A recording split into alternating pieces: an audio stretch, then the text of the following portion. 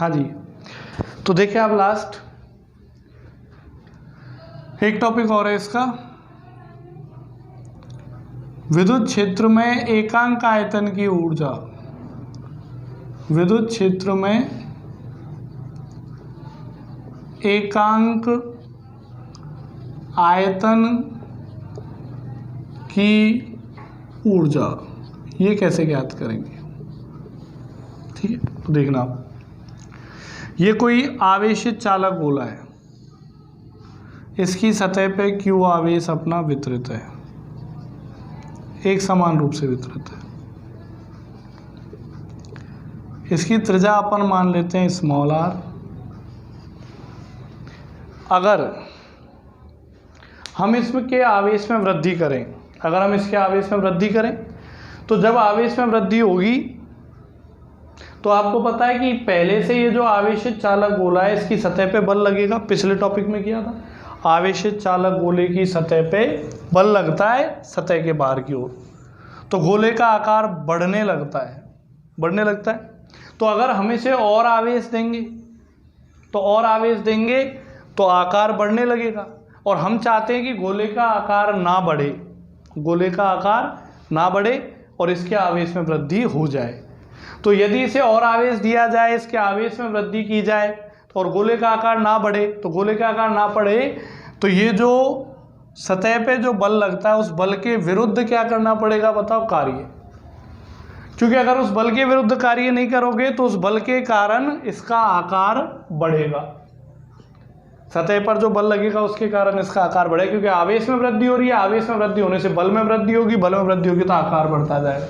तो हम चाहते हैं कि आकार ना बढ़े, तो हमें उस बल के विरुद्ध कार्य करना पड़ता है, और वही कार्य जब बल के विरुद्ध कार्य करेंगे, तो जब बल के विरुद्ध कार्य करेंगे तो वही कार्य ऊर्जा के रूप में संचित हो जाता है, और उसी ऊर्जा को अपन क्या बोलते हैं? विद्युत ऊर्जा। और यदि प्रति एकांक आयतन ज्ञात करें तो उसको बोलते हैं एकांक आयतन की ऊर्जा या ऊर्जा घनत्व। ठीक है, तो देखो मान लें कि हमने इसको आवेश देना शुरू किया, किसी समय t पर इस गोले पे आवेश कितना है? Q, और उसकी त्रिज्या कितनी है? R। तो इसके आकार में वृद्धि हो गई, आवेश देना शुरू किया तो आकार बढ़ता गया। किसी समय t पे चेक करें तो आवेश Q है, त्रिज्या R है, तो हम चाहते हैं कि इसका आकार उतना ही बना रहे, तो इस पे बाहर से कार्य करना पड़ेगा और बाह्य कार्य करके वापस इसके आकार को उतना ही लाया जाएगा। तो इसकी त्रिज्या में परिवर्तन होगा, ये अल्प परिवर्तन कितना मान लेते हैं? dr। टोटल त्रिज्या r है तो अल्प परिवर्तन कितना हो जाएगा बताओ? dr। त्रिज्या में परिवर्तन होगा।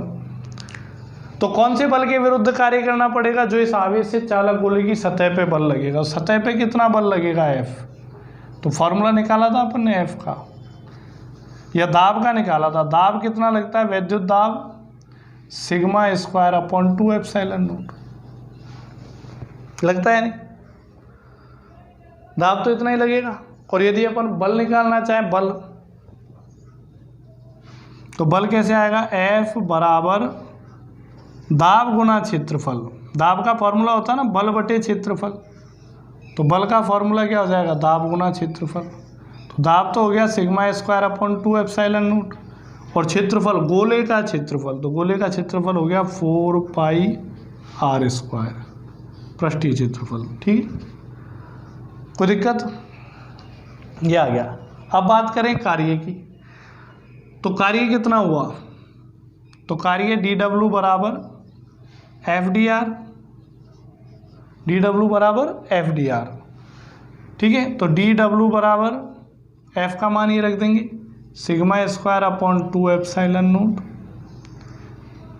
इंटू 4πr² और dr, 4πr² dr। इसको दे दिया समीकरण नंबर 2, ये अपना हो गया कार्य। अब इसको एक अन्य रूप में बदलें। कैसे? देखो कि इस गोले का किसी समय पर आयतन V, आयतन कितना होगा? 4/3 πr³, यही होगा 4/3 πr³। अगर इसका r के सापेक्ष अवकलन कर दें तो dv/dr, 4/3 पाई तो नियत राशि है, r³ का r के सापेक्ष अवकलन करेंगे तो 3r²। x की घात n का करते तो n x की घात n माइनस 1। अब देखो 3 से 3 कैंसिल, dr को गुणा में ले आओ तो dv बराबर आ गया 4 पाई r स्क्वायर और dr को ले आए गुणा में। तो आपके समझ आया, 4 पाई r स्क्वायर dr, इसकी जगह dv लिख सकते हैं। तो यहाँ पे जो 4 पाई r स्क्वायर dr है इसकी जगह क्या लिख देंगे, dv। तो dw बराबर sigma square upon 2 epsilon note और इंटू dv आया। dv को भाग में ले आओ तो dw बटे dv बराबर sigma square upon 2 epsilon note. और ये जो कार्य हुआ है, कार्य को ऊर्जा बोल सकते हैं। तो ऊपर तो आ गई ऊर्जा और नीचे आ गया आयतन में परिवर्तन, मतलब आयतन। तो ये आ गया सिग्मा स्क्वायर बटे ऊर्जा बटे आयतन। हम क्या ज्ञात कर रहे हैं, एकांक आयतन की ऊर्जा हो गई है। तो एकांक आयतन की ऊर्जा, विद्युत क्षेत्र में एकांक आयतन की ऊर्जा, या इसको अपन ऊर्जा घनत्व भी कह सकते हैं, या ऊर्जा घनत्व, आयतन का भाग लगाए तो घनत्व बन जाता है। तो इसका फॉर्मूला आ गया आपके पास, u से व्यक्त करेंगे, स्मॉल u से, sigma square upon 2 epsilon note आया। और पिछले टॉपिक में बताया था कि इसी फॉर्मूले को एक अन्य रूप में क्या लिख सकते हैं, 1/2 हाफ एप्सिलॉन नोट ई। और ये फॉर्मूला किसका था, वैद्युत दाब का। तो जो फॉर्मूला वैद्युत दाब का होगा वही फॉर्मूला एकांक आयतन की ऊर्जा या फिर ऊर्जा घनत्व का होगा। ठीक है, एक छोटा सा टॉपिक और है 1 मिनट का इसी चैप्टर का, वो और मैं आपको बताता हूँ। तो छोटा सा टॉपिक क्या, आप देखो,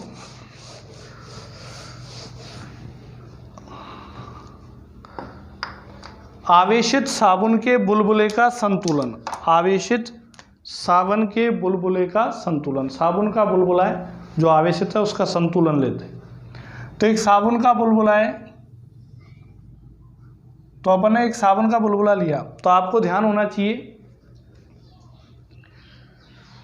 कि साबुन का बुलबुला लेते हैं, पृष्ठ तनाव वाला चैप्टर अपन ने पढ़ा था। तो पृष्ठ तनाव के गुण के कारण ये अपने आकार को कम करने की कोशिश करता है, ऐसा पढ़ा था। तो साबुन के बुलबुले में मैंने आपको बताया था कि एक्सेस प्रेशर लगता है, एक्सेस। एक्सेस प्रेशर मतलब दाब आधिक्य। तो दाब आधिक्य किधर लगता है, अंदर की ओर लगता है, ऐसे एक्सेस प्रेशर, दाब आधिक्य लगता है। तो मान लो कोई साबुन का बुलबुला है जिसका पृष्ठ तनाव T है और इसकी त्रिज्या R है। तो उसमें लगने वाला दाब आधिक्य, ये आपने 11th में पढ़ा था अगर याद हो तो, फ्लूइड मैकेनिक्स में, तरल यांत्रिकी में। तो इसका फॉर्मूला था P एक्सेस, दाब आधिक्य का 4T/R।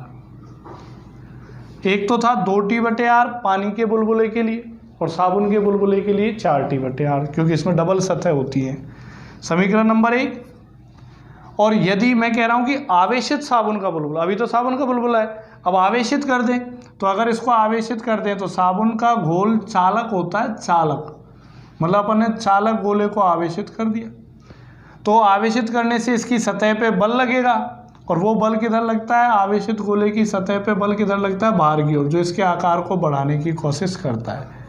और बल के कारण दाब लगता है, जिसे अपन वैद्युत दाब कहते हैं। तो वैद्युत दाब तो इसके आकार को बढ़ाने की कोशिश करता है, और ये जो है आपके पास दाब आधिक्य, ये आकार को कम करने की कोशिश करता है।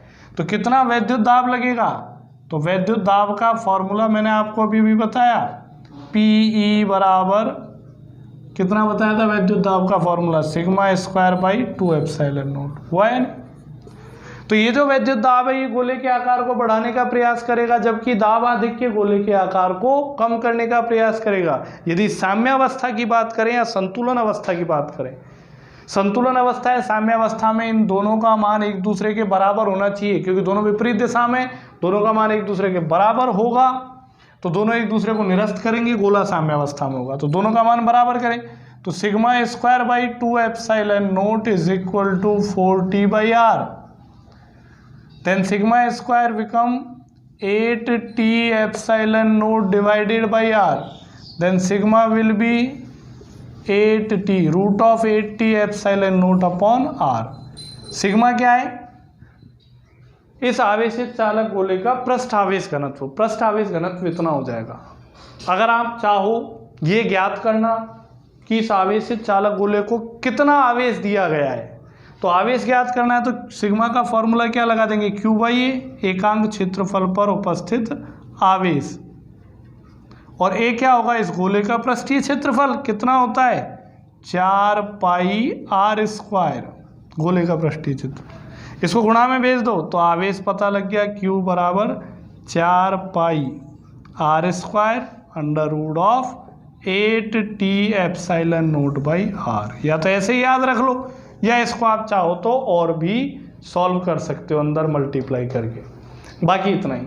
तो इसी के साथ जो आपका चैप्टर 2 है वो कंप्लीट होता है। चैप्टर 2 के न्यूमेरिकल आपको साथ ही मिल जाएंगे आज ही, तो वो न्यूमेरिकल भी आपको ट्राई करने हैं। न्यूमेरिकल सॉल्यूशन भी वीडियो में आपको मिल जाएंगे इवनिंग में। अभी ये चैप्टर कंप्लीट करें और इवनिंग में सारे न्यूमेरिकल आप ट्राई करें। कोई भी डाउट हो तो आप ग्रुप में डालें और मैं आपको सॉल्यूशन दूंगा।